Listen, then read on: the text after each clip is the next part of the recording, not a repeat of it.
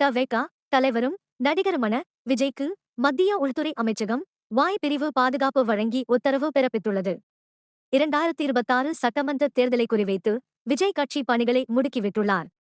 தமிழக வெற்றிக் கழகம் என்ற பெயரில் அரசியல் கட்சியை ஓராண்டுக்கு முன் தொடங்கிய நடிகர் விஜய் 2026 சட்டமன்ற தேர்தலை குறிவைத்து பணியாற்றி வருகிறார்.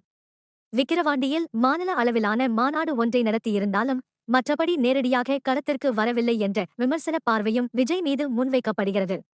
எனினும் முதல் தேர்தலிலேயே வெற்றி பெற வேண்டும் என்ற முனைப்பில் இருக்கும் விஜய் நிர்வாகிகளை நியமிக்கும் பணிகளை முடுக்கிவிட்டுள்ளார். கட்சி உட்கட்டமைப்பை வலுப்படுத்தும் அதேவேளையில் தேர்தல் வியூகங்களிலும் கூடுதல் கவனம் செலுத்தி வருகிறார். தற்போது த.வெ.க. பொதுக்குழு கூட்டத்தை நடத்த ஆயத்தமாகி வருகிறார்.